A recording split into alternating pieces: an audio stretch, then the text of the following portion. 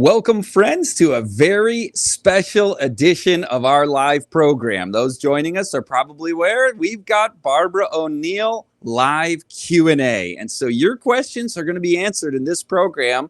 Load them up in the chat. And I know this is a highly anticipated event. I am your honored host, Scott Ritsema, and it's a joy to be with all of you today. I know that God has given a gift to this world in his servant, Barbara O'Neill. And I know she would emphasize that word servant. And we just appreciate so much what is the gift to humanity and to God's church and to every hurting person in need of healing, and to help us all just live our best life in service to God and for our fellow man. So it's an honor to begin this live program, and also not to neglect our sponsor that makes all of these programs possible, our LSR store. And right there, I did it again, guys. I got to fight something off using all the methods of the 8 laws of health. It's cold and flu season, right? So you get hit with something. You feel it maybe first in the throat or in the nasal passages. It comes on. This time it came on hard. It came on fast. I started spraying the Revitagard throat spray, in addition to no sugar, plenty of rest, water, hydrotherapy, and then the nasal spray, the Revita Sinus. And praise God, that same day, by the end of the day, I was feeling great. So, use as a foundation for your immune system all the basics that you learn from Barbara O'Neill, that you know from just nature and living God's way. And then little bonus like that, use that QR code for those Revita Living Products immune boosters, my personal favorite. I keep those with me when I travel. My family uses them, although I use them more consistently than my family, and I'm the one that doesn't get sick. So praise God. Now that I've said that, I'm going to, aren't I? Let's bring Barbara up. Should I have not said that, Barbara? I'm going to get myself in trouble now. But I want to bring up our honored guest, Barbara O'Neill. And before we go to the questions, Barbara, I understand that we've got 2 excellent books. Barbara O'Neill as the author of both of them. They're both great resources. What is the difference between the 2? Is it important for folks to have both, or is just one? What are the 2 books, and tell us about them, if you would, please. Well, hello and welcome everyone. It's great to be here. So my 2 books. One book I wrote, I can't remember now, maybe about 10 years ago. It's called Self-Heal by Design, and it's a book that explains the true roles of microorganisms in disease. It shows that germs don't cause disease. They're the result of unhealthful conditions. I also have a look at the link between fungus, yeast, and disease today. I use a lot of resources, so it's not just off the top of my head. I also show programs where you can conquer yeast in the body. I also show the link between cancer and fungus. And at Misty Mountain in Australia and also Living Springs in Alabama, we've had some quite incredible turnarounds from even serious diseases like cancer with these simple principles. And then it was probably about 3 years ago, I started to put together Sustain Me. I had a lot of people say to me, Barbara, what can I do for this? What can I do for that? And I realized that I needed to put out a book that addressed a lot of the basic problems that people have today, from arthritis to heart disease to osteoporosis, hormonal imbalances, respiratory. You just talked about respiratory, so a whole lot of areas. And I start at the head and I go down. I've got a chapter on the eyes, a chapter on the ears, a chapter on the chest. So I go through the human body systematically. It's interesting, I heard my husband say to someone one day, Barbara's got a very systematic brain. It has to be in order and make sense. So basically it's a handbook on natural remedies, and that's what I wanted it to be. So if someone has a problem, they grab the book, they open it, there's an index at the back. What can I do for my sore throat? What can I do for my sore finger? What can I do for this and that? So that's what my aim was for in the book Sustain Me, to have a handbook on natural remedies.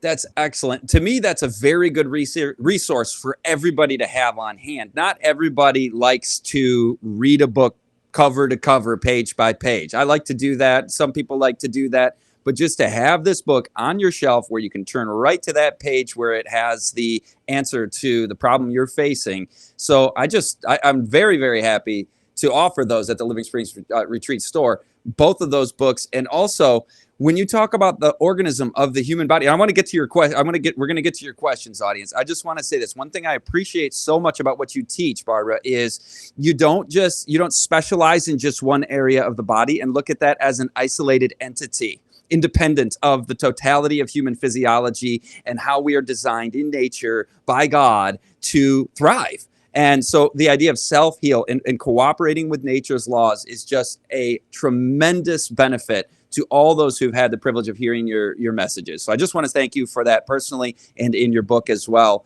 Thank you so much. So Jeremy, I think we're ready. I'm talking to the producer in the back. We're ready to roll right into our questions. Are you ready, Barbara? I am.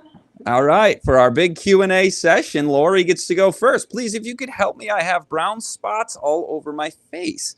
I've had it told to me that it's melasma or sun pigmentation, but I don't know that I think it's any of that. It's too much. I hardly have any spot on my face. I mean, I think any spot without the spots.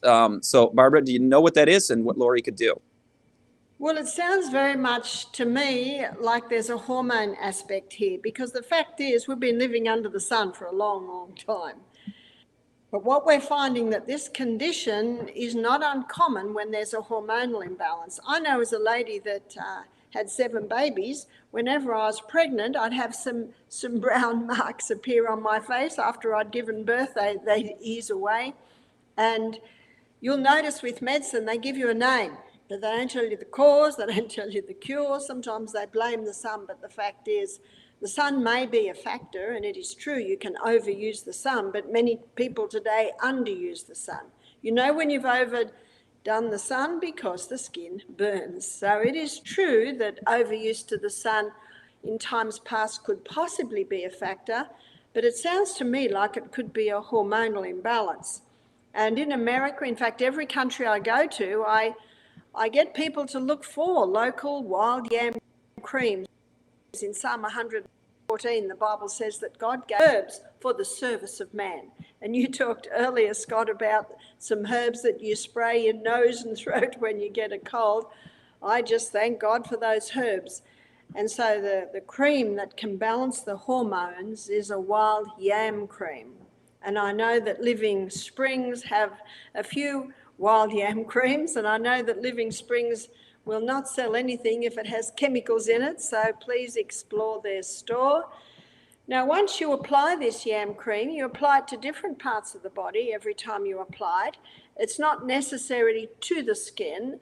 What's happening in the face is an indication of deeper in the body of this hormonal imbalance. It could take several months, but most people with a hormonal imbalance, and I have to tell you that probably over 80% of people today do have a hormonal imbalance, and that's a whole nother subject. There's a whole lot of reasons for that. But the balancing, it may take a few months. I suggest most people that go on the cream to keep it up for at least a year. Excellent. 80% of people. So that sounds like something we may all just want to try, see if things resolve that we didn't even realize necessarily we had. That's right. And what the cream does is it boosts the production of progesterone, and progesterone's mother hormone. She keeps the balance of everything else, and her nickname is Happy Hormone. So even if you don't know if you have a problem or not, it's not going to hurt to do it, because I'd like to suggest we can't have too much happiness today. Oh, I love that. I love that. God just wants us to be happy. I think that's beautiful. Dina says, just diagnosed. Oh, sister Dina, we're sorry to hear the diagnosis of endometrial cancer. Barbara, what does she do at this stage? Endometrial cancer, the endometrium is the lining of the uterus, and any problem to the point of cancer in the reproductive organs, again, is an indication of a hormonal imbalance. Now, the hormone that gets displaced unfortunately, is progesterone, and that's mother. She keeps everything under control. And the hormone that can get out of balance is estrogen. The Australian Health Department have stated that estrogen is a known human carcinogen. So square one is getting the cream that I previously mentioned. And I wouldn't be surprised, Scott, if you'll find a lot of the questions that we have today may be hormone related. So you'll probably hear me say this a few times, but that cream, because it boosts the body's production of progesterone, it brings the endometrium back into alignment by getting estrogen down. So that's very important. You can also apply castor oil compresses to the area. Castor oil penetrates very, very deep and can break up lumps, bumps, congestion, adhesion, even tumours. So that's an important part of this. Another important part is giving the body the right conditions for healing from cancer, and that's where Self-Heal by Design comes in. My book, Self-Heal by Design, has some basic dietary and herbal guidelines to give the body the conditions for conquering cancer. So if I was this lady, that's what I would do. So there are several steps you want to be taking, and some of those hormonal ones being the basics there. And by the way, Barbara, when you mentioned the castor oil, I've had several friends who've come to know what faith that my family is of, and they go, "Oh, do you know Barbara O'Neill?" And like, "Oh yes." And one of them said, "We applied the castor oil in a context of trying to eliminate breast cancer tumors that had been diagnosed and treated in other ways, and they used this as well to try to really do a natural approach." And, of course, we're not diagnosing, treating, or curing anything in this broadcast, but they found that to be very helpful in their personal journey as well, the compresses that you teach about. So that's excellent. Jeremy, I think we can go to another question. And by the way, Barbara, you don't have to apologize if many of the answers are the similar answers. That just shows how simple this all is. And so keep repeating as needed, whatever the answer is. So how do you naturally cure abscess? Okay, so the abscess. Now, my favourite book was my first book on health, was called The Ministry of Healing by Ellen White. And in the chapter, The Physician, the Educator, she says, in case of sickness, the cause should be ascertained. In my last few questions, the cause basically was a hormonal imbalance, and then you could investigate as to why that would be so. But with an abscess, my first question is, where is it? And I wonder what would have contributed to this. But we need to deal with the abscess right now. And if it is in the mouth, sometimes the abscess can be caused by a root canal filling, which unfortunately is quite a dangerous medical practice because it's a dead tooth and an abscess often builds up behind that. So that could be treated a little differently than if the abscess was on the body. Sometimes an abscess can develop because of diabetes, especially on the lower limbs. So it's a little bit hard to answer clearly when not knowing exactly where on the body it is. But if it's an open wound, it can be cleaned out nicely with hydrogen peroxide. Even salt water can clean it out. If it's in the mouth, you can rinse with salt water. On the body, rinse it with salt water. Put it in the sun. The sun is a wonderful healer. Let the sun go into that abscess. And a herb that you can sprinkle into the abscess is golden seal. Golden seal is a root, and its nickname is king of tonics to all mucous membranes, but it is also strong antimicrobial. It's even anti-staphylococcic, so sprinkling that into the abscess can certainly help with the healing. Excellent. Well, I hope you were taking notes, Isaiah 118. You got a few tips there. By the way, does that come now, let us reason together? Love that. Love that scripture. That's what we're doing here together. We're following cause to effect, nature's remedies. Would you recommend a book that outlines, Barbara's book, I mean, she mentioned that in answer to the question about the cancer diagnosis, that in addition to dealing with that hormonal issue and using the compress and the uterine area, you're going to want to go deeper into the bigger lifestyle changes that are needed for cancer prevention and reversing. So for simple natural remedies, that would be which book, Barbara? For Sustain Me. Yeah. Excellent. And Jeremy, if you could put that QR code up there one more time, please. That was a big help, I think, to many people when that was published, and many more are finding it. So I recommend all the viewers get that book. So let's go to another question. Any treatment for glioblastoma on the brain? By the way, my dad is an optometrist, and he's on my case that I got to get my glasses. So if I struggle, if I call Michelle Brown Michael on accident or something, you guys will have to forgive me. I'm gonna get that taken care of. I'm in my 40s now, Barbara. I'm joining the club. But what can you answer about that one? Well, I do appreciate too when people give me symptoms rather than medical names. Sometimes these medical names can be a little bit perplexing, but obviously it appears to be a tumour on the brain, and castor oil on the area can penetrate even through the skull. Castor oil can penetrate through the skull and even help to break up tumours, so I would apply castor oil to the area, and I think we all realise this isn't going to go away overnight.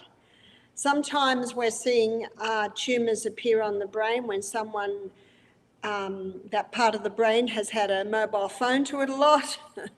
So electromagnetic fields today, it's called the silent killer because you can't see it, is contributing to these things. And sometimes we don't always know the cause, but often when you look at the history of the person, you can start to see some possible contributing factors. And the reason why knowing the cause is important, because if you don't eliminate the cause, you don't get a cure. Also, there's a herb called red clover. Red clover is a very safe herb. It can be taken in a capsule or a tablet form, and it has a nickname called the herbal scalpel because of its ability to cut away tumours. So I would, if I was this person, take the red clover tablets or capsules several times a day. And again, implementing those basic lifestyle principles you talked about earlier, Scott, which is what my Sustain Me book is based on, which is the basic laws of health: drinking adequate water, exercising, nourishing food, etc., etc. Excellent. Yeah, you've got to get that basic foundation, folks, through the teaching that she presents in there. Thank you, Michelle, for your question. That's incredible that castor oil penetrates the skull. I did not know that. It goes through the cranium to the brain. That's just God right there. I mean, he's amazing. We have an amazing God. Jeremy, what's the next question? McKean Ramos says, I have a question, but I will be in physical therapy when this airs. So, McKean, hopefully you're catching the archive. And folks, you save this link. It's the same link after the program as during. So you just share the archive with everybody you know. So here's her question. I ripped a tendon in my knee and physical therapy is helping. Should I let them operate? So you're talking about surgery, I guess. And is there anything else that McKean should do?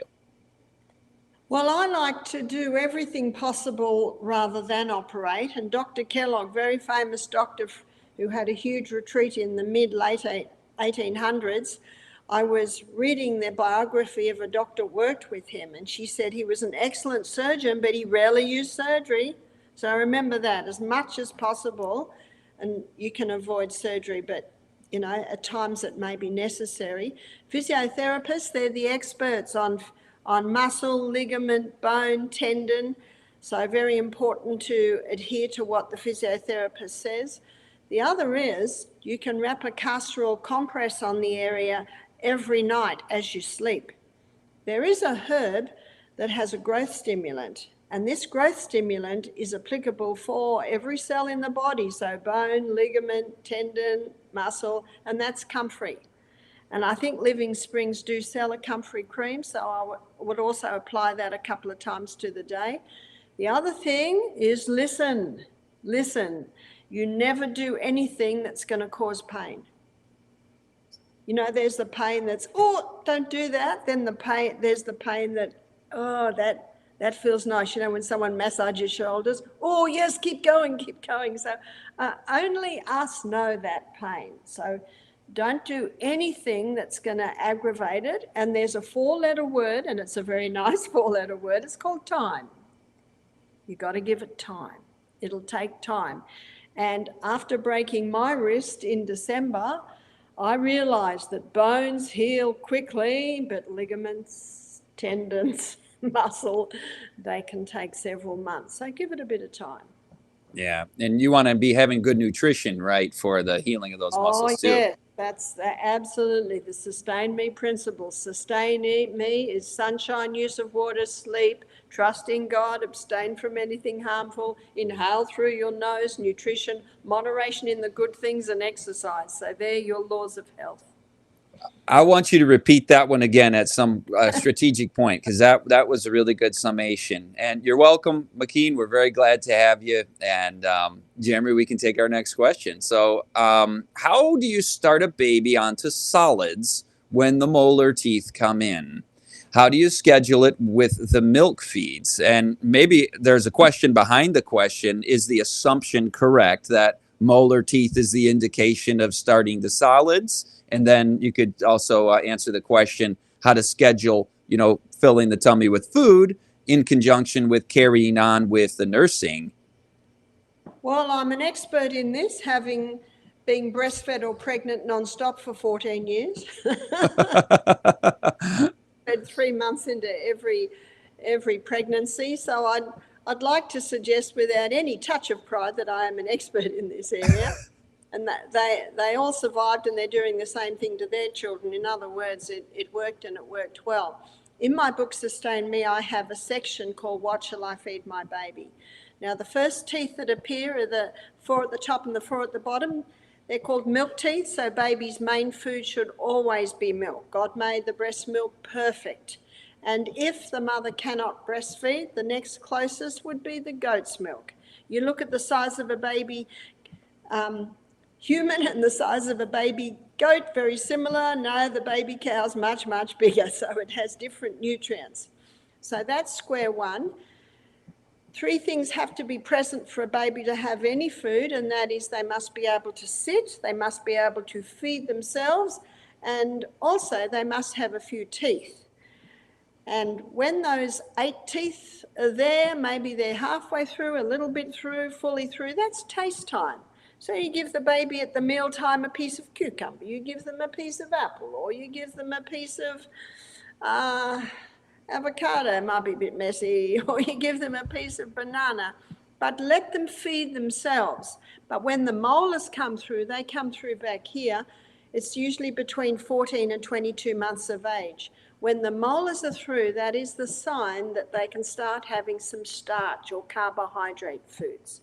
So the pastas, the breads, the cookies, the cereals, all of that should be kept back until those molars are through, because we grind with molars, and when the molars are through, then ptyalin, which is the salivary amylase that breaks down starch, that's when it's released in decent amounts to be able to break that starch down. But that is defined in detail in my book. Excellent. Thank you for the glimpse into that. I hope that was helpful. Real quick, Barbara, scheduling it in with the milk feeds once they are eating meals, how do you space that? Well, the milk should be number one. So while they're just having little taste times, always milk before you give them the little taste, because you don't want them to overdo the taste. You've got to get that tummy ready. And what I found, that when my little ones are about 18 months, 20, 22 months, and they're starting to eat with the family, I would usually give them maybe three feeds a day. I'd feed them to go to sleep, feed them at night to settle them. So you sort of ease it in, but at first the milk should be before the snack, the little. Great. Great. Okay, we've got a sprained rib. What do we do about that? Sorry for laughing, but I can laugh because I have had 2 broken ribs.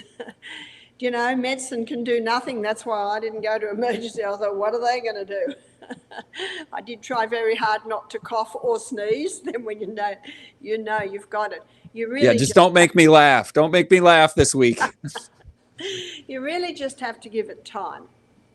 And I would apply the comfrey cream a couple of times a day. It's got a growth stimulant.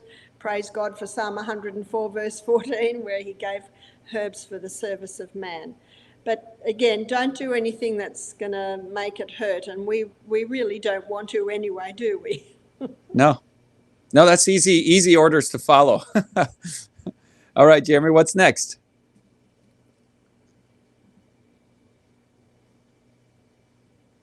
Cindy asks, I've been off of a very low dose of Prozac for 10 months now. It was 20 milligrams per week. And she's feeling very good, except periods of insomnia. Is there something that she can take for this resistive insomnia?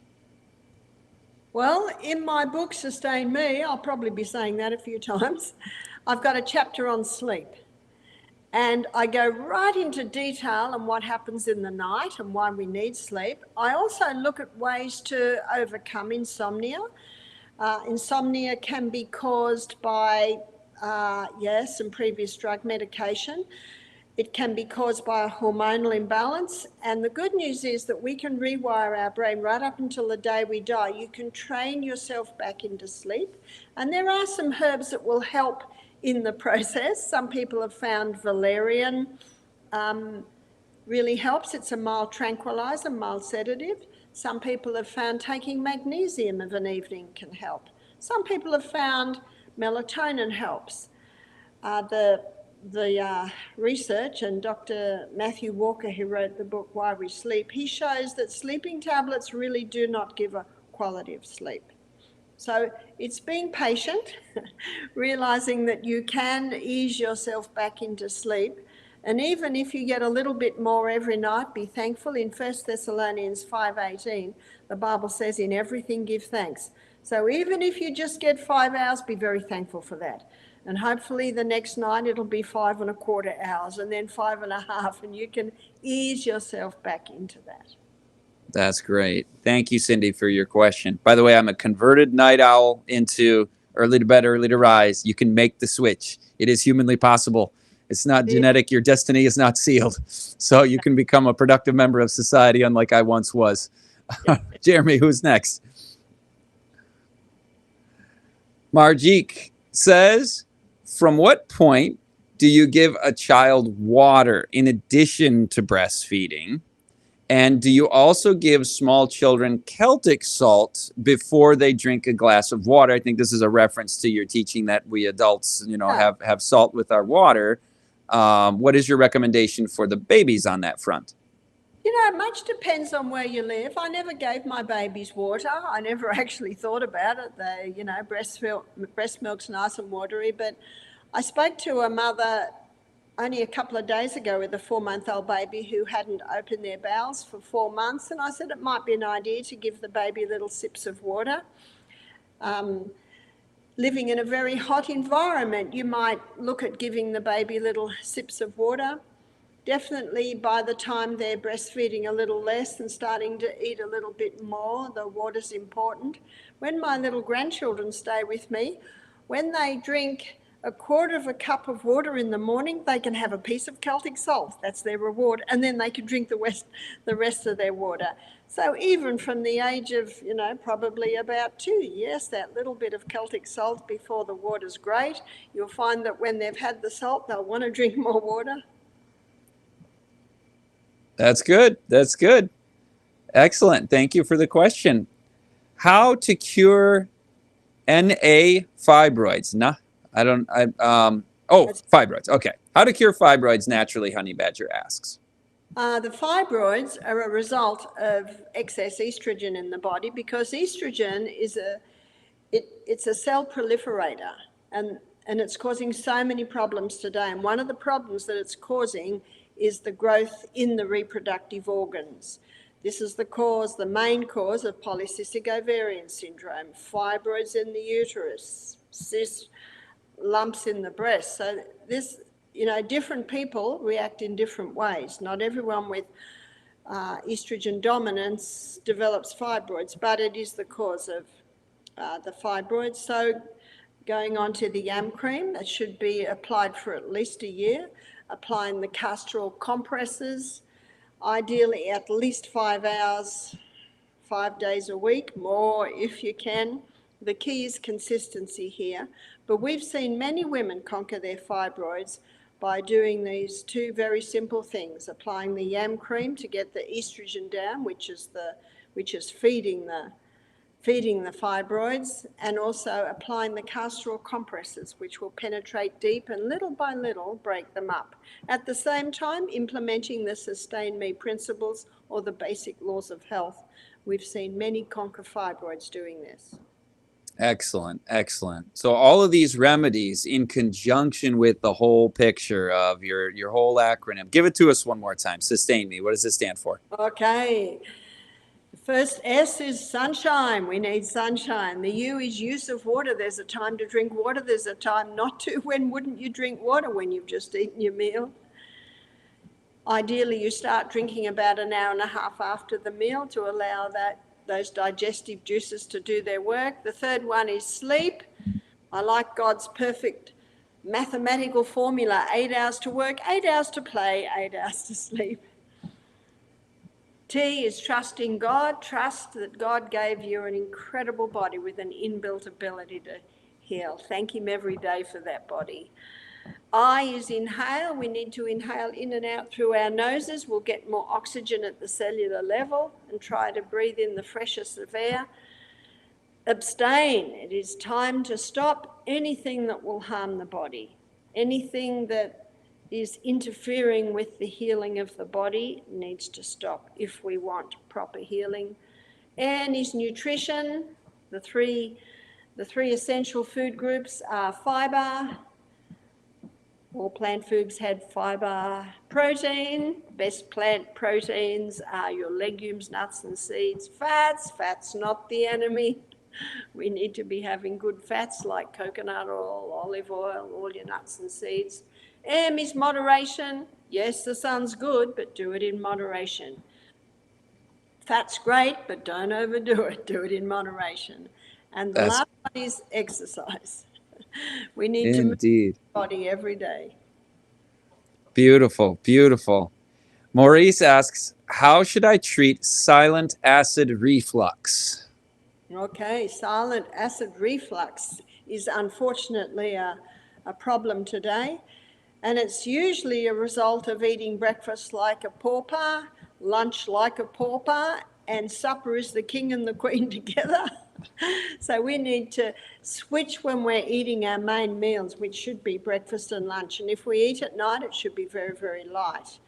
The stomach requires, digestion takes about 3.5 to 4 hours. So we should be leaving 5 to 6 hours between meals. We should be drinking not with our meals, but between our meals. So all of these basic principles will help to recover from silent reflux. Now, this little valve that sits about here in the top of my diaphragm is called the cardiac sphincter, and that stops any food or acid coming up into the esophagus. So if it's coming up, it can indicate that that muscle is not strong enough. So please do some abdominal strengthening exercises. So you strengthen your abdominal muscles, you'll strengthen that muscle. And also, when it's relaxed, it's closed, that muscle. So when someone's stressed, anxious, that muscle can open, causing the contents of the stomach to come up. So you can take something to help relax that muscle, and that is magnesium. So taking magnesium before you go to bed can help relax the muscle and keep it closed. Great. Thank you, Barbara. Our next question is from Country Girl. What causes saggy skin, and can it be changed? Well, unfortunately, our skin will never be at the age of 70 what it was at the age of 10. The skin does start to get a few more wrinkles. If I put my glasses on when I look in the mirror, I see a few more. Maybe that's why our eyes aren't as strong in the latter years. That's But God's mercy. God's mercy. But it is true that it's greatly affected by the way we eat and the way we drink. So our massage therapists, they tell me I can tell how much a person's drinking by the way their skin moves when they're massaging that body. So a lot of skin gets saggy and wrinkly because people aren't hydrated. And did you know that 1 cup of coffee requires 5 glasses of water to accommodate for the dehydrating agents in the coffee, especially if there's sugar there too? I was at a function 2 weeks ago, and whenever I mentioned coffee, there was a groan through the whole audience. Oh no, about coffee again. Coffee ages people, especially women, because it just dries out that skin. So if you're a coffee drinker, please don't stop, or you won't be able to function in the next 24 hours. Start easing off it little by little by little. So yes, that very popular drink in most countries today, coffee's contributing to the saggy skin. Also nutrition. We need to be having great fibre, we need to be having great proteins, and we need to be eating some good fats. People say to me, Barbara, what moisturiser do you use? I say, nothing. I don't put anything on my skin. But what I do make sure I do, that I'm eating, I eat about a teaspoon of olive oil with every meal.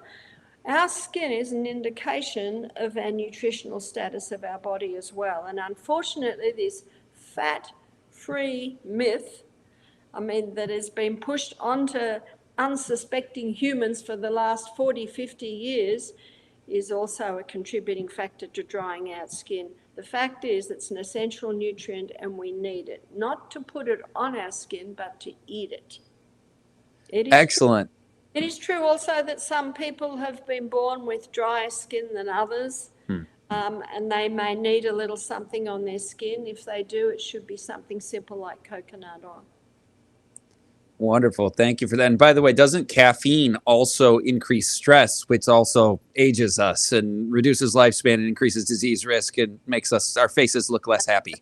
Absolutely. And there's one more thing before we go on to our next question, that is exercise. What exercise does, it increases the circulation of the blood to the skin. And when you increase the circulation of the blood to the skin, it keeps the skin in much better order than if, so it's coffee drinking, dehydration, malnutrition, and lack of exercise. That's what's contributing to saggy skin. Excellent. Excellent. And that nutrition, I just love your teaching on nutrition. And even with that oil, teaspoon, you're not making French fries in olive oil deep fried, right? I mean, it's like, so everything is in its proper balance. It's beautiful. Hyacinth says, please suggest items for detoxing the colon. Okay, now Living Spring sells an excellent herbal mix that we use at our retreat in Australia. It's called colon tea. And colon tea contains 3 herbs, cascara, licorice, and buckthorn.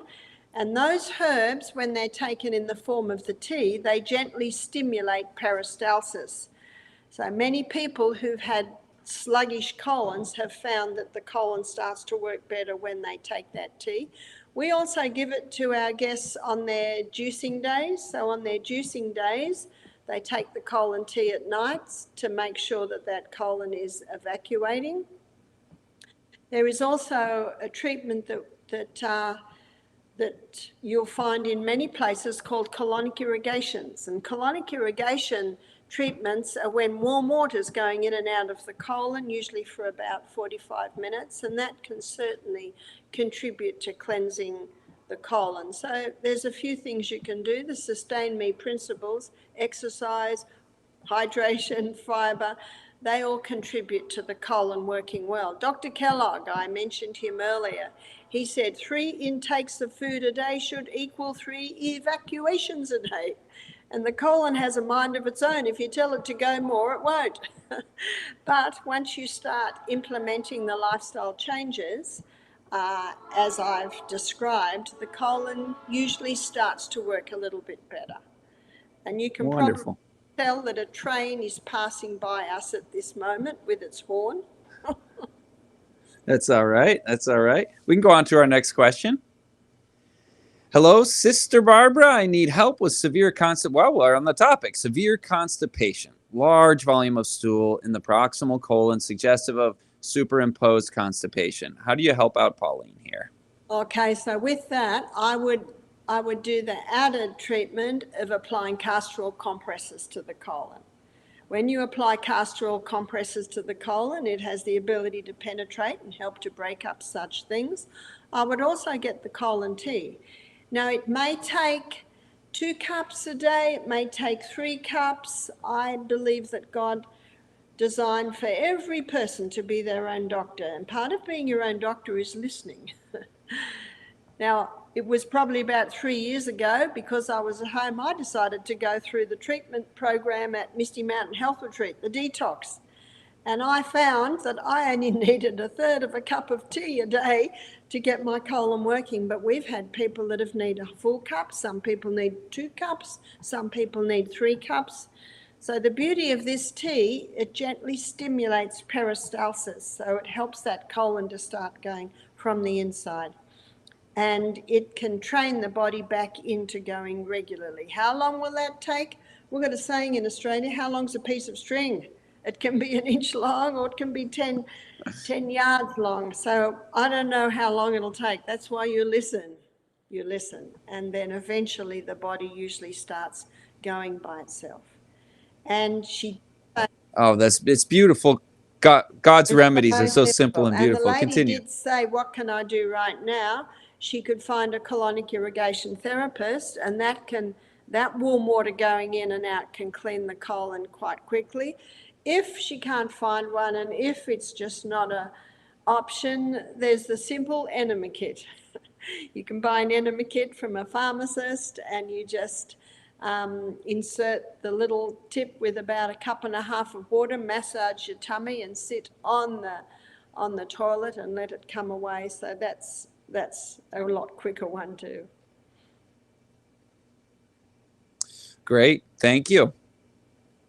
Rose asks, my teenager suffers from UTIs, nausea, and vomiting during her periods. What could help? Well, those symptoms indicate quite a strong hormonal imbalance. So the yam cream needs to be taken, and what the lady might find is that every week it'll get a little, every month I should say, when she gets her periods, it might be a little bit easier every time. But please don't take antibiotics for a UTI, because antibiotics, when taken for a UTI, might bring relief, but they will contribute to the next UTI. But D-Amos is a product you can buy that is concentrated cranberry. And one lady told me that when she gets the stinging with the urinary tract infection, she'll take a teaspoon every half hour until the stinging goes. That will ease it, and it will also help to heal it. Wonderful, wonderful. Thank you, Rose, for your question. Danette asks, I've used Golden Seal for root extensively for years. This is a reference to a comment earlier, question earlier that came in, and Barbara shared that Golden Seal was good if the problem was dental. The person didn't ask that particular question. They didn't say where their issue was, but that Golden Seal is good for root, right, Barbara? Just to reiterate that. Golden Seal is a root. It's a very fine root. It's a very expensive herb, but you do not need to use much. And you can buy the Golden Seal root as lumps of dried root. You can buy the Golden Seal as powder, as tablets, as capsule, but it is all the root. Wonderful, wonderful. Sanette asks, is sauerkraut good to eat every day? Sauerkraut is fantastic to eat every day, because sauerkraut is high in lactobacillus, and that is a wonderful bacteria that is present in our gastrointestinal tract. My sons, they make the sauerkraut, and my daughter-in-law, she uses it. Her little children, they eat it nearly every meal. It's So it's a great product. Thank you for the question, Sanette. And Vita says, is nutritional yeast bad? Those are those little yellow flakes that people eat for seasoning and vitamin B12, right? What is that good or bad? What do you say, Barbara? I never use it because you can't kill yeast. And I have found that a lot of people's health problems have a yeast factor there. I also know that my PA, if she eats anything with that nutritional yeast, her lips swell up immediately. We don't use it at all in our health retreat. What I do to flavour food is I use what God gave us in the herbs, in the good quality salts, the good quality oils, and you get beautiful flavourings with those. So I never use it. I remember hearing years ago on that nutritional yeast that it was identified also as an excitotoxin. That was a long time ago? Is that still something that's discussed? Is that true? That's true. Yeah. All right. Senjuta First asks, is it okay to apply castor oil directly to the skin rather than a poultice pack? Well, what happens, and you'll discover this, as you apply it to the skin, it takes a long time to soak through. It's very sticky, so everything sticks to it. Your clothes stick to it. It's actually a fairly uncomfortable situation. But if you use a castor oil pack, that pack should be several layers thick, which means it can hold a lot of castor oil, which means a lot of castor oil can go into you. So when you use the pack, it just means that more castor oil will penetrate into you, and it also is a wonderful way of protecting your clothing. Very good. Very good. Thank you. Crystal asked, what kind of juices do you do at your retreats? The main juice that we use is 80% carrot, 10% apple, 10% celery. It's called the vegetarian's milk. All our other juices are variations on that theme. Sometimes we'll do a little less carrot and do beet. Sometimes we'll do a little less carrot and do cucumber.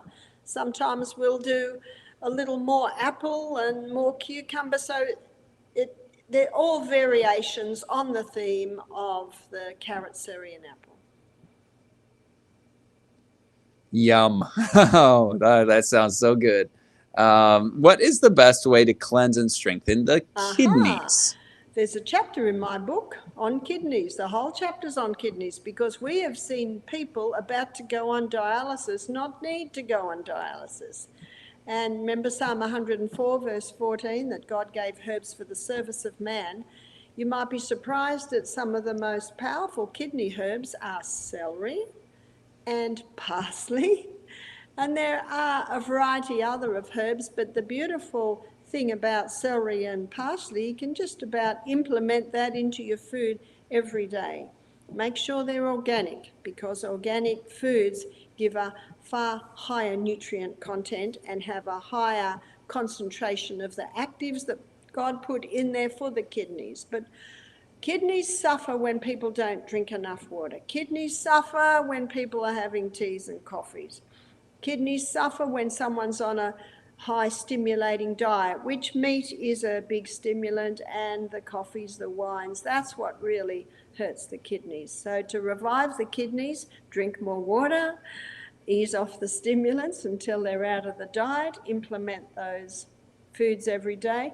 And I'm sure places like Trader Joe's, Whole Foods, they will have tablets that have herbs in them for the kidneys, and there's a variety of herbs that are great for the kidneys, so you can use those. Great, thank you. Jacqueline asks, I wonder what is your advice if you suffer of GERD and the ingest of ACV to lower glucose spikes? ACV, apple cider vinegar, I don't use. Apple cider vinegar is one stage before alcohol. Apple cider vinegar can interfere with digestion. So where most people use apple cider vinegar, I use lemon. So we use lemon internally. In my book, Sustain Me, I have got a chapter on diabetes, and in that chapter I show how you can get blood sugar levels stabilized just by really eating low glycemic sugar, glucose foods. So that's the best way to do you know, if there's a blood sugar spike, you have to look back and look at what did you just eat, because something you've just eaten has caused this spike. Making sure you're well hydrated. We talked in a previous section, GERD basically is much the same thing as reflux or heartburn, and I gave the basic principles there already. In my book, Sustain Me, I have got a chapter on the stomach, so I've got a whole section on how you can conquer GERDs or reflux, or also called heartburn, which basically is eating most of your food, breakfast and lunch, eating light at night if you eat at all, taking magnesium to close that muscle. So not Tums. You know, those little things that you get at the drugstore in America, they're called Tums that people take for heartburn. Oh, I don't know, Tom's. Yeah. Well, you're blessed to not have been cursed with the Walgreens products there then in Australia. But yeah, when you talk about heartburn, I used to have that problem. And the principles you teach, I know from experience on this and many things that have come up actually, that they work. And when you eat that light supper or no supper at all, and you go to bed not still with the food in your stomach, there's so many benefits from that. In addition to having better, resolving your acid reflux, but you just sleep better. So you get better quality sleep, right? We got a hello from Botswana, by the way. Hello to Vipeti. Okay. And another yeah, go ahead. That's true. The other thing I would suspect at Tom's is antacids. And to take antacids is like shooting the cows because they keep getting into the vegetable garden. Just shut the gate. Then you don't have to shoot your cows. When you take antacids, you're shooting the cows. Just shut the gate. Shut this little gate. Right on. Yeah, Tums is an antacid. That is what there was another brand too. But how can you help active overweight children? So they're active. So I guess exercise isn't the answer. They're already active. So how can you help active overweight children lose weight? This child eats pretty healthy, loves vegetables, fruits, and protein. Could it be they need a metal detox? If so, how? Thank you. Well, I'd like to also ask the question, are they eating any wheat? There's a book called Wheat Belly by Dr. William Davis, and it's a very appropriate title. And he shows how the wheat was hybridized back in the 1950s. And in the hybridization of the wheat, it created a very complex protein structure, but also a starch structure that gets the blood sugar level up very high, very fast. And the body's reaction is to quickly store it as fat. So a lot of children are carrying excess weight because one of the main reasons they're eating too much sugar, but it sounds like this child eats well. Maybe it's the wheat. And in the US, there's an excellent bread called Simple Needs, and you can Google Simple Needs, you can order it, they'll ship to your door, and it's a gluten-free sourdough bread. In fact, the guy that makes it is a friend of mine, and he uses our original sourdough starter, and it's an excellent bread. So I'd like to suggest changing over to that form of bread and also getting the pastas, the cereals, all the carbohydrates right down, and eating most of the food at breakfast and lunch. And if there is a meal taken at night, try and make it totally grain-free. You know, maybe a smoothie, maybe soup, maybe gluten-free crackers with avocado, just very light at night. Great, thank you. Hope that's helpful to that child. B.A. Best says, Barbara, what are your thoughts regarding Arnica montana sublingual and topical gel? God bless you. Well, the arnica is an interesting herb because it is a very powerful blood thinner, but it is very difficult to take it by mouth. Apparently, the only way it can be taken by mouth is in a homeopathic way, which I don't use. I think the best blood thinner internally is cayenne pepper, but externally the arnica is excellent. Arnica can be applied in the form of a tincture or a cream externally, and if there's been a bruise, it helps to thin that blood that congeals with the bruise. So we do use arnica, but we use it externally. Wonderful, wonderful. Von Hales says, I have just been diagnosed with too much calcium in the blood. Any natural way of clearing this, as I don't want to take prescription drugs? This is Yvonne. That's a very good choice not to take prescription drugs. And if you hadn't had a blood test, you wouldn't know there was too much calcium. And it's quite possible if there's too much calcium today, there won't be the next week. That's why I never have blood tests. Did you hear that? Never. I never have a blood test. And I find that people have blood tests and there'll be, it'll pick up something and they'll get stressed about it and think that they have to take something. But the fact is, blood tests can change from week to week. They're not a totally accurate guide. I do acknowledge that in some cases the blood test can be an indicative if there is a problem, but it's quite possible that this high calcium in the blood isn't really a concern. There's definitely no need to take any medication for it. But calcium can be high in the blood when someone's on a high acid diet. So the most acid-forming foods are meat, sugar, wheat, caffeine, alcohol, and the most alkaline foods are all your vegetables. So lots of vegetables, fruits. If you go over to a more alkaline diet, you might just find that that'll settle down that acidity. The acidity, because when the acidity settles down, then the calcium isn't pulled into the blood. You see, calcium is the most alkaline mineral in the body. So if there's calcium in the blood, one would look at why, and often it's because of a high acid diet. Forgive me in my long explanations, but I don't believe there are any wonder cures. And I also want to know why, and I also like to explain why something would work.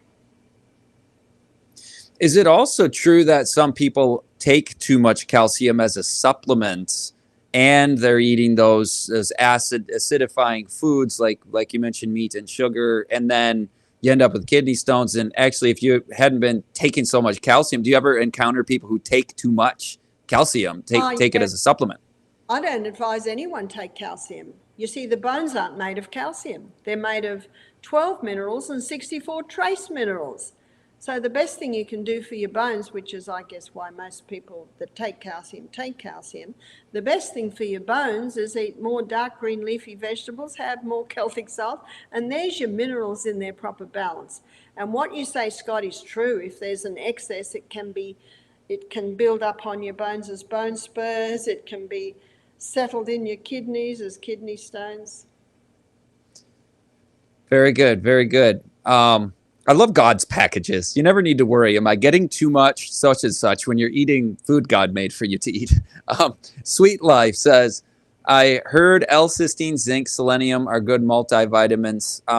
There are those ones that you do take. I sometimes take a little extra zinc, eat a little extra pumpkin seeds if I'm coming down with something. Are these some good supplements to consider? Maybe give a broad perspective on supplements, and then also answer Sweet Life's particular question there, if you wouldn't mind. Yes, I will. I don't take any supplements, and I guess that gives the message. But I do go to great lengths to make sure that I eat very well, and if at all possible, I eat as much organic as possible. I believe what Hippocrates said: let food be your medicine and medicine be your food. And then some people would say, but Barbara, aren't the soils deficient, so the food's deficient today? That is true, and that is why I like organic, because an organic farmer feeds his soil, which means those organic foods have a far higher nutrient content. I also acknowledge in certain cases supplements may be necessary, but you mentioned zinc. Get your pumpkin seeds. Pumpkin seeds are very high in zinc. Yes, I would rather take a quarter of a cup of pumpkin seeds with my breakfast and my lunch than take the zinc supplements. So your food contains all that we need, but yes, make sure as much as possible that it's organic. A lot of people don't realise is when people are taking stimulants like the caffeine, the refined sugar, that's leaching minerals out of the body. So far better to stop the mineral leaches, have as much organic as possible, and you can get all your nutrients there. Excellent, excellent. And the previous question had selenium or selenium. It's that's heavy in the Brazil nuts, right? I mean, just one Brazil nut is all you need, right? You are right. Only 5 Brazil nuts a day will give us all the selenium we need. And I did have Brazil nuts this morning. Awesome, awesome. Eva asks, castor oil should be bought in glass bottles. The oil can draw toxins from the plastic bottle. Okay, so thank you for Eva's comment and contribution there. More questions. Wendy Lee asks, hello, are there foods that will heal peripheral sensory neuropathy? Okay, there are, but I'd like to comment on what you just said about the castor oil. Yeah, please. Castor oil doesn't absorb, so it can be bought in plastic bottles. There we go. That's why you can use the same castor oil compress every day for a couple of weeks, because it's not absorbing, it's penetrating. Now, if you had a choice of glass or plastic, obviously glass is always superior, but I know at Misty Mountain we get castor oil bulk and it all comes in plastic bottles. I don't think that's a big point. Good. And so the next question was? Peripheral sensory neuropathy. What foods for that? Now, the doctor says there is no cure, but you know, in God's book, there is always a cure. And in my book, Sustain Me, I have a chapter on poultices, and I show how to make cayenne pepper compresses. Cayenne pepper compresses can be applied to the soles of the feet and worn overnight. We've had people that have had no feeling in their feet, and after one night, they wake up and they can feel pins and needles. Now, what does that tell you? That's the first sign that life is coming back. You see, cayenne pepper moves blood, and blood feeds nerves. So you can awaken the nerves in the feet if they're dead, if they've gone to sleep. Please don't put people's feet that have got peripheral neuropathy in a bucket of hot water. You will damage the tissues. No, no, no. But you can apply cayenne pepper compresses to the soles of the feet. When someone has peripheral neuropathy, I would advise applying it to the soles of the feet about 3 nights a week. How often would you apply it for? Well, that's when you listen. When the feelings come back into the feet, obviously you don't have to apply it anymore. If you apply it every single night, the person's feet can get too hot and they're going to want to put their feet in a bucket of ice all day. So you do it carefully and, you know, maybe every second or third night, and you just observe the body's response. Very good. Jessica, I need shots in my eyes every 6 weeks for bleeding wet macular. What can I do? A bleeding wet macular. What can I do? I would not allow anyone to put a needle in my eye. Every time the needle goes into the eye, it damages the tissues and then you get scar buildup. But there is a herb that will seal any bleeding in the body. It's called cayenne pepper. And in my book, Sustain Me, I have a chapter on the eyes, and I show how castor oil, either put in the eye or just one drop, you know, wiped over the eyelid, it'll still penetrate through. That can be very helpful. And I do put a herb mix into my book in the eye chapter. It's Eye Bright Golden Seal, and for macular degeneration, a little bit of cayenne pepper. You let it cool, and then you strain it, and you wash your eye with it. Won't it sting? Briefly, but then that settles down. And if it stings too much, just put a little bit of water in your eye. But cayenne pepper, it'll seal bleeding anywhere in the body. But if I were this person, I would not allow any more needles to go in my eye. I like that. Danette is addressing Jolie and saying silent reflex is when the acids are coming up into the esophagus while you sleep, but you don't feel it. So just clarifying the term if people didn't know the term. I think we've discussed that one pretty well about eating light at night or none at night in the evening. Demonine, George, says, does the sugar in fruits fuel cancer cells? I guess that's asking, should we not eat fruit? Or maybe answer 2 questions here, if you would, Barbara. Somebody's been diagnosed with cancer versus just the rest of us. Are we, you know, fueling cancer cells by eating fruit? We are not fueling cancer cells by eating fruit unless we have cancer. Cancer cells consume 15 times the glucose of any other cell. Dr. Otto Warburg, he discovered that and got a Nobel Prize in 1946. And I quote that in my book, Self-Heal by Design, He also discovered that cancer cells live in an anaerobic environment. In other words, they hate oxygen. So what we advise, if someone comes for us wanting help with cancer, to have no fruit for 6 weeks. And what that does is that's designed to give a sledgehammer effect to cancer cells. In the book, The Germ That Causes Cancer by Doug Kaufman, Dr. Holland writes that when you deprive cancer cells of glucose, they self-destruct. Now, it is true that every cell in the body runs according to glucose. But the cancer cell, because it consumes such high amounts of glucose, it hungrily grabs that glucose that is coming from a high sugar, high fruit diet. But the healthy cell, it can wait for the glucose to come from the carrot and the celery and the lentil. So it is true that every cell in the body runs according to glucose, or runs with glucose as their fuel. So if for 6 weeks there's no fruit at all, a lot of those cancer cells, as Dr. Holland stated, they basically self-destruct because they're not getting that glucose boost. So what we suggest is 6 weeks on no fruit. And in my book, Self-Heal by Design, I outline that.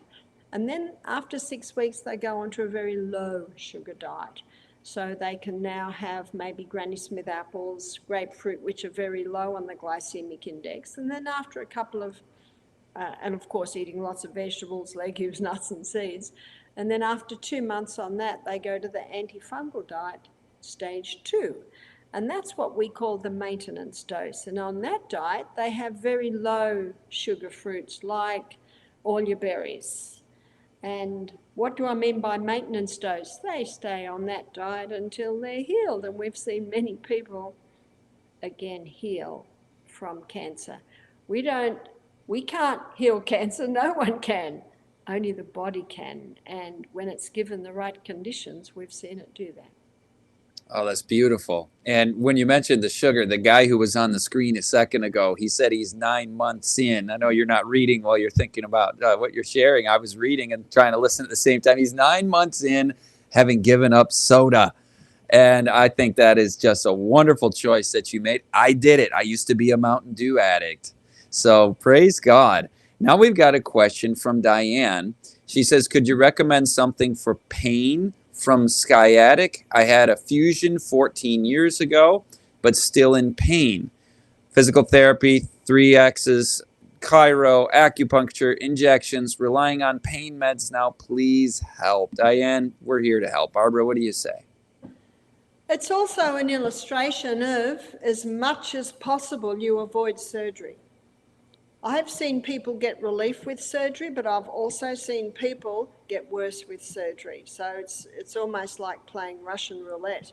I'm very sorry to hear that, because the sciatica is a pinched nerve, and I usually advise people go to the chiropractor and just assess that. But if it's been fused, I wonder if they somehow fused the sciatic nerve in there if she's getting so much pain. So I'm very sorry to hear that. I have known many people to conquer back injuries by strengthening the core muscles. You see, the core muscles in our abdominal area, they're all linked to our lower back. So, but this lady apparently is seeing a physiotherapist.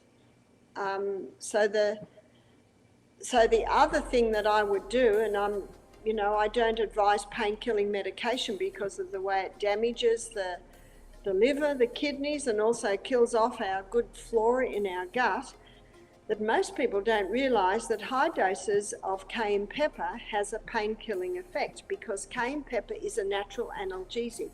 And here in the US, you can buy tablets called Cool Cayenne. And the cayenne, I think it's with aloe, I'm not sure, but it means that as it's coming out the other end, it doesn't burn too much. So that's what I would advise, going for the cayenne. I know that when I broke my arm, I was lecturing the following week, and often by the end of the day, my arm was aching. I would mix a half a teaspoon of cayenne pepper with a teaspoon of aloe vera, and I took that high dose cayenne pepper, and that would ease the pain. Jolie asks, what is the yam cream and where can you get it? This is, Barbara's been sharing with us about resolving hormonal imbalances and the importance of yam cream in that. So I'll just ask Jeremy if you wouldn't mind putting that QR code up for the Anna's Wild Yam Cream, and that previous questioner and anybody else can scan that QR code, get yourself some of that. Go ahead, Barbara. Another point is, we are finding that the Anna's Wild Yam Cream is not very easy to get, and it's an Australian cream, but there are some excellent American yam creams. And one is Comfort Yam Cream. I know my daughter at barbara'o'neill.com sells it. I think Living Springs sell it as well, but also they have another couple of yam creams. And why I encourage Americans to buy American creams is I like supporting local industry, but also I think they'll find it a little easier to get. Wonderful. Yeah, the Anna's is Living Springs has got themselves stocked up on it, and I remember the supply chain issues with that, and so it's still available at the moment. And could you share your URL one more time, Barbara? I always like to do that with my guests. What is your website? My daughter, who lives in Wisconsin, her website is barbara'o'neill.com, so that's pretty easy to remember. Great.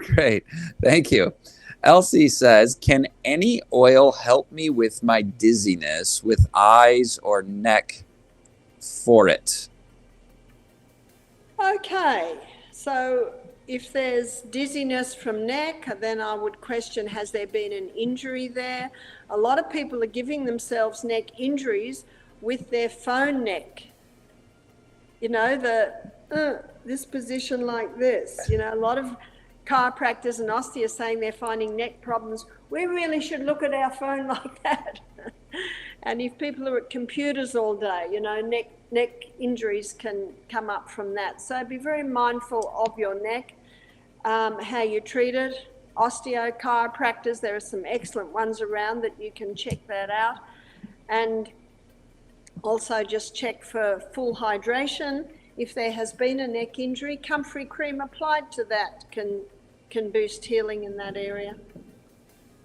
Wonderful. And then you brought up yeast earlier, excess yeast, and not wanting to eat the nutritional yeast, but for just general questions about yeast here, how do we get rid of excess yeast in the body, asks this person. Okay, so my book, Self-Heal by Design, has programs in there to help rid the body of yeast, and I've had many reports how successful it was. So the antifungal diet, stage 1, for a couple of months, and then the antifungal stage diet 2 until the symptoms are gone. At the same time, taking herbs that will kill yeast. I suggest alternating your herbs, maybe a week on olive leaf extract, a week on grapefruit seed extract, a week on portiaco. So in my book, it lists all of those herbs. Excellent. And by the way, the number of times that both Sustain Me and Self-Heal by Design have come up really have vindicated the opening question when we started with, you got the 2 books. They're really of unique value and high value as individual resources that folks should take advantage of. Natalie asks, any ideas to relieve or heal a pseudomonas bacterial infection on the leg that has been resistant to every antibiotic? It burns so bad. I cry daily. Oh, Natalie, we're sorry to hear this. As she changes the bandages, there's a lot of pain. This has been going for 6 months. What does she do with that? By the way, I had a bacterial infection on the leg. I want to hear what Barbara says. I just had that this year, the worst thing I've ever had on my leg. But let me hear Barbara's official answer. I'd like to begin by saying the body's designed to heal itself, and we have this most incredible immune system that is able to deal with all bacteria. But sometimes it can get a little out of control. And do you know the word pseudo? Do you know what that means? Pseudo is implementing that maybe part of this is in the mind. And I'm not saying that it is. but it's always interesting when they put that word pseudo there. So remember that the definition of insanity is to keep doing what you've always done and expect different results. If I was this lady, I would have no more antibiotics. They haven't done it so far. And antibiotics have a devastating effect on our gastrointestinal tract, so please, no more of those. I'd be interested to know how big the wound is and exactly where it is, but one of the best ways to clean it out, and does kill bacteria, is pouring in hydrogen peroxide. Hydrogen peroxide, you know, a lot of times in surgery that they use it. I know a friend of mine's a doctor, and she said they'd had a guy who'd had a motorbike accident and scraped his whole leg, and it was full of gravel. They put him under general anaesthetic, poured hydrogen peroxide all over it, and got the scrubbing brush. Ooh, aren't we glad he was under general anaesthetic when they did that? It's such a good wound healer, is hydrogen peroxide. The other thing is seawater, and the blood is the healer. See, Leviticus 17:11 says the life of the flesh is in the blood. The blood is carrying the oxygen, the nutrients, it's carrying the water, it's carrying away waste, and it's also bringing the white blood cells. And so whenever there's a wound that's not healing, I always question, is the blood getting to that area? And the person might be surprised at what I'm suggesting, is you can make a powdered mix of half golden seal powder and half cayenne pepper and sprinkle that into the wound after you've cleaned it with hydrogen peroxide, maybe seawater. But before you put anything on it, I'd put it in the sun. The sun is a wonderful healer, and the sun is antibacterial. You might have to have a fly swat there and keep the flies away while it's in the sun, and not the sun through glass. You want it in total sun. If the area hasn't had sun for a while, you might just do it for 10, 15 minutes twice a day. And then you sprinkle in a mix of equal sodium, cayenne pepper powder and golden seal powder. You could make it up in a little jar. Now, you might think, it's hurting me, won't that hurt me anymore? Remember, cayenne pepper has an analgesic effect. So it'll be an initial tingling, but then there'll be an easing. There'll be an easing and a dulling of it. And then make sure that the dressing you put over it is a non-stick, because you don't want anything to stick as those edges are healing. And it just came to my mind another one, which is aloe vera. Aloe vera contains a growth stimulant, and you might even, and you see, much depends on how wet the wound is, how dry the wound is. Aloe vera is very soothing, and some people have found that they'll mix those powders with aloe vera and then put that in the wound. So there'll be a little bit of trying different things and just observing how it's responding. And I'd also like to suggest that this lady could send a photo to barbara@barbarao'neill.com, and my PA will get that and we can have a look at the picture.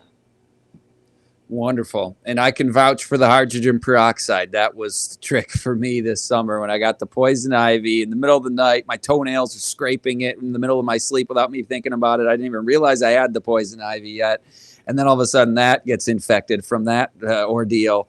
And just the bubbling, sizzling of that infection with the hydrogen peroxide, once I figured out the remedy on that, and it started to recede. And it took some time. Like you say, things take time. But Verona asks, are chili, jalapeno, habanero, and your cayenne peppers, are these all the same thing? Chili, jalapeno, habanero, are those equivalent to your cayenne pepper recommendations? Well, in the book Jethro Kloss, Back to Eden, called The Bible on Herbs, he devotes half a page to every herb, but he devotes 10 pages to cayenne pepper. And if I had his book here right now, I could have a look at basically how he defines the cayenne pepper. But my understanding is that chili is from the chili family and can be irritating, whereas cayenne pepper is from the paprika family. So it doesn't quite have as many irritating things in. So I'm sorry that I can't quite define that, but I think the jalapeno are more from the paprika KM family. Well, thank you for the question, and we'll go to Elsie. Just a quick question. What oil or anything for a dizziness? I think we just had that question, and I talked about checking fine and applying comfrey cream to the area. Yeah. Our next question is from Jabi. Hi, Sister Barbara O'Neill. I greet you from Jamaica. God bless you abundantly. I have learned so much from you. And there are, I'm sure, many comments like that we're putting a lot of the questions up. We love each one of you guys. And I know that Barbara really appreciates that you have ears to hear these things and that you're using them for your health and that you may be a servant of God there in Jamaica and everywhere. I missed Karen there. She just flew in and out. Hi, Karen. Beverly says, I've been using the salts Barbara recommends due to high minerals. However, recently found out they are saying the salt has high levels of toxic metals. Please reply to this. I'm very concerned. Well, I'd like to assure this lady that the Celtic salt is a hand-harvested sea salt on the coast of Brittany, and the French government have declared 4 million acres heritage zone. So it's a very pristine part of France. The Baja salt is another hand-harvested sea salt, and it's hand-harvested from a fairly pristine area on the coast of Mexico.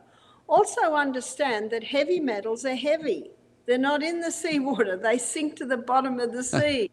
So the seaweeds, the crustaceans like prawns and crabs and lobsters, they're the ones that are more likely to have it.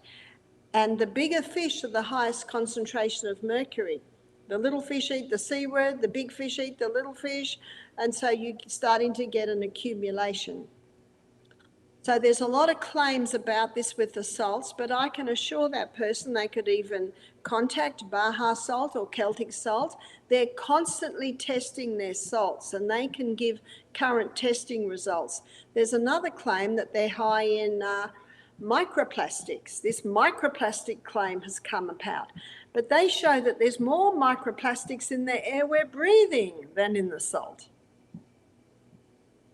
Well, I think that settles that.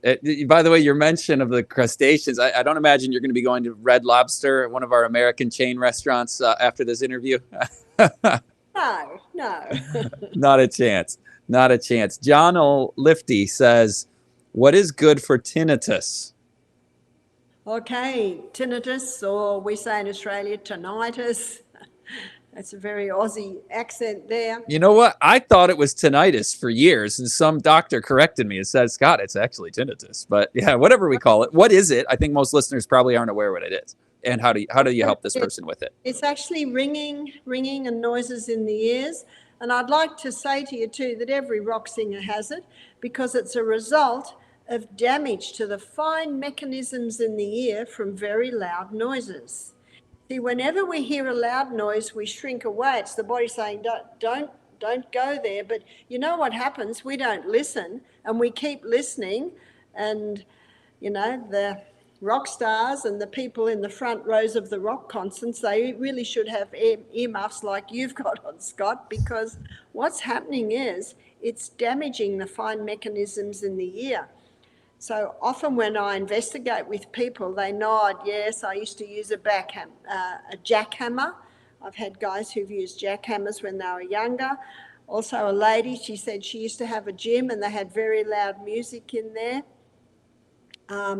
People that have been in the war, bombs going off, it's damaged the fine mechanisms in the ear and unfortunately is now damaged. But we have found that it can be managed. The ears are part of the eustachian tubes, and the eustachian tubes are tubes that link the eyes and the nose and the mouth and the ears. And if they're kept free, no build-up of mucus there, that can greatly reduce tinnitus. So what you would look at there is what's causing any excess mucus in that area. It's usually allergens. It might be allergy to chemicals, allergy to breathing in molds, or foods. So the main food allergens are wheat, dairy, oats, peanuts, and refined sugar. Now my sons, they're built like bodybuilders. They're construction workers, meaning that they're landscapers, they're builders, tilers, carpenters, and they love oats. They eat them for breakfast every day, and they can because they have no health issues. But I have found that if there's any irritation or inflammation in the body, these foods can increase that inflammation. So my suggestion is to stop those foods, get those eustachian tubes nice and clear. Often when people have sinus problems, they'll also have tinnitus because, again, it's built up in the eustachian tubes. And those sinus problems are usually a result of the allergen foods. So stopping the allergen foods, but then you've often still got that bit of a build-up there from when the allergen foods were eaten. So what can be done then is sniffing a little bit of fine golden seal powder. So sniffing that little bit of powder can help to clear out this area. I also have found, and I've spoken to people who've done this, and an illustration is when someone lives near a train line, after a while they don't even hear the trains. But if I stay at their house the night, I wake up with every train. So you can train yourself out of actually hearing the buzz. And so that's another probably more mental point of just training yourself out of that. Yes, excellent. By the way, that's helpful to me, all of that, because I played in a rock band and I've walked this journey that you're describing that the questioner asked about. Sirios asks, bone spurs are broken up with castor oil compress. Would this cause any imbalance or pain on bone knees? Not necessarily. In fact, I find that of bone knees, and by the way, it may not be. I'd reject that bone on bone, because if the brain pitches bone on bone, it often will contribute to bone on bone. I would take the castor oil poultice and apply it to the knee every single night. It'll help to lubricate the area. It'll help to break up any bone spurs. That's what I would do. Excellent. Well, we are heading I can't believe it's been almost an hour and a half. We're going to be cruising to the end here. Jeremy, can we take another question? We got 3 minutes left. By the way, that's the book. Get the book. Sustain Me. Really get both of them, but that's going to be a really good Christmas present right there with the holiday shopping season. And same thing with the sprays. Those are nice little stocking stuffers as well. This one's tasty. The Revitagard. It's got the iodine in there and lots of good stuff. But let's see if we can sneak in a couple more questions. Marjorie asks, how do you cure or reverse cirrhosis caused by autoimmune hepatitis? Now, I'd just like to state right now that I don't believe in autoimmune diseases. We've seen people totally healed from so-called autoimmune diseases, and I know that God didn't make the body to attack itself. I acknowledge that the people are suffering from the symptoms of this, but remember, the body wasn't designed to heal itself. I mean, it was designed to heal itself. It wasn't designed to attack itself. Let's get those words right. So with psoriasis, that's indicating the liver. In both my books, I have a chapter on the liver, and I show herbs that can revive and restore the liver, because the liver is a unique organ in that it can regrow. And so if someone has this, the first thing I do is reject the diagnosis, because sometimes people are given diagnoses and then the brain accepts it and they begin to live the diagnosis. So please reject that diagnosis and do acknowledge that our body was designed to heal itself, and our liver is unique in that it can regrow. And it can regrow under the right conditions. Castor oil compresses to the area, plus taking herbs, St. Mary's thistle, or often called milk thistle, dandelion, they're two excellent liver herbs. And I think shops like Sprouts, Trader Joe's, those type of shops that have supplements, you can probably buy a liver supplement that has the herbs in it. Take that 3 times a day. Great. Well, we're out of time, folks. Barbara, we'll have to do this again. I mean, there are so many people with so many needs. And thank you, everybody, for being here and bringing your questions and your comments and just being a part of this community, this Living Springs community. And what a delight. I have to say that felt like about 45 minutes. How was that an hour and a half? Did I have a time change that happened in the middle of this or something? But God is so good. Barbara, give us some closing thoughts as we cruise to the end. Time goes quick when you're having fun.